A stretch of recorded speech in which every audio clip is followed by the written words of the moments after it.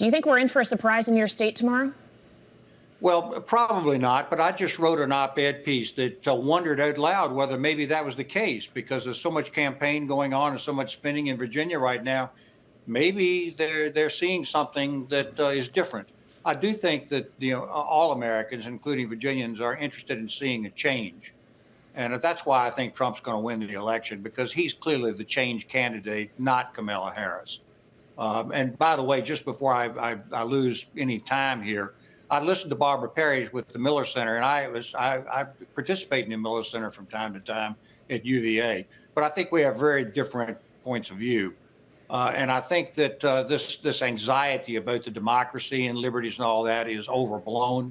In fact, I don't think it exists at all. I think that the Constitution is completely intact in the United States, and we have nothing to fear. Well, a lot of people have bad memories of January 6th, Governor, and at that time, a good chunk of the Republican Party had turned on Donald Trump. So is it not worth giving voters some patience when it comes to that issue? You're talking about the change candidate. They actually remember Donald Trump when he was president as well. That's right. But let's face it, the last 4 years, the country's agenda has been set by the Democrats and by President Biden and by Vice President Kamala Harris. And that is simply the reality. People know about inflation. They know what's going on the southern border.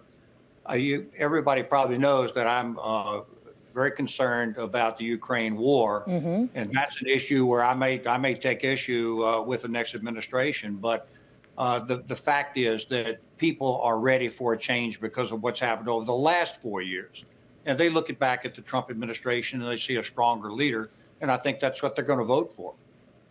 Well, sir, I'm glad you brought up the ongoing war in Ukraine, just one theater in which we are seeing a hot war. The Middle East, of course, is another. And keeping in mind our global audience here on Bloomberg TV and radio, what do you think a future Trump administration would actually mean for the situations, the fraught geopolitical situations that we see around the world? Because Donald Trump is still suggesting that he, for example, would be able to end the Ukraine war in a single day. Well, I think that that Putin is getting control of whether or not he's going to end the war in a single day.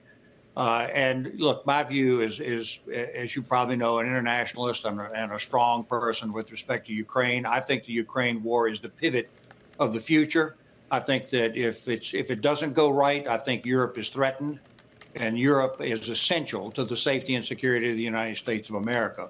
So I hope I can be a voice in the new Trump administration, not necessarily in it, but at least around it, so that I can try to assert that more internationalist point of view. But that suggests that you would want to see the next administration continue funding Ukraine in its war against Russia. And should that happen without an exit plan, Governor? Because most lawmakers in Washington are asking for one. Yeah, I know. But the fact is that we ought to be doubling and tripling down on Ukraine.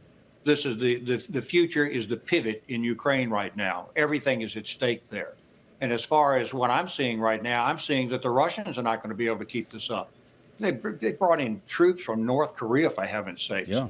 I think they're running out of gas on the Russian side, and the Ukrainians don't want to give up territory or give up their independence or sovereignty. And that's exactly the mission that Putin is on.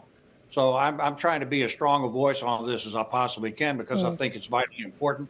And this is what I learned from my ambassadorship in Europe.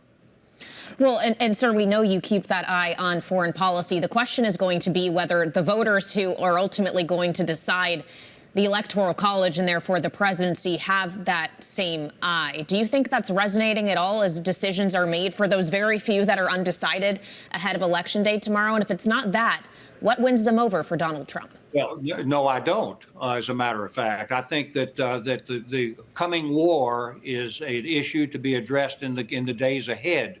As of right now, this race is being settled, I think, on the issue of the cost of living, the inflation that the Biden administration created, crime in the streets, the culture wars that are going on, the disruption that we've seen over the last 4 years, the unhappiness at the southern border. We Americans are law-abiding people. We don't like to see people breaking the law on the southern border.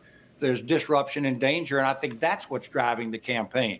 Now, I admit that it's close. We don't really quite know what's going to happen yet, but I think Trump's going to make it. I think he's going to win, and he should win. Would you accept another role in another Trump administration, I should say, Governor? You mentioned potentially helping to advise, for instance, on the war in Ukraine. Would you bring your experience in Europe to a Trump 2.0? Listen, I was very happy to be appointed ambassador, and I think I served well for us in Vienna. And I would like to be able to be influential in policy if I possibly can. But it's really going to be up to the president as to what he wants to do. And whether my point of view is going to be heard or not, I just don't know. The point is that I want to be of service to the United States of America, and I think that can be done in a Trump administration. But the days ahead are uncertain on that issue. But I do believe we're going to be electing a strong president with President Trump, who is a decisive person who's able to address these issues, which I think have been festering and getting worse over the last 4 years. Well, finally, Governor, as we consider what the future of an entire Trump administration would look like, a lot of that is going to be dependent on Senate confirmations for those he selects to serve with him. To what extent are you concerned about the size of the majority in the Senate that will be decided in tomorrow's vote? Well, I don't think that the Senate is going to be decisively one way or the other. I think it's perfectly clear now the Republicans are going to have the Senate, not the Democrats. And I think there's going to be a changeover there, but probably not a 5 or 6 or 8 vote margin. With respect to the Senate confirmation, I went through Senate confirmation on a consensus vote. And everybody knows I'm a loyal Republican, so that can happen in this coming Senate, and it will be a Republican Senate, but not enough maybe to take care of some of the wafflers and back and forth. But that's American politics, and the quality of the people who are appointed are going to make a decision about how the Senate sees it.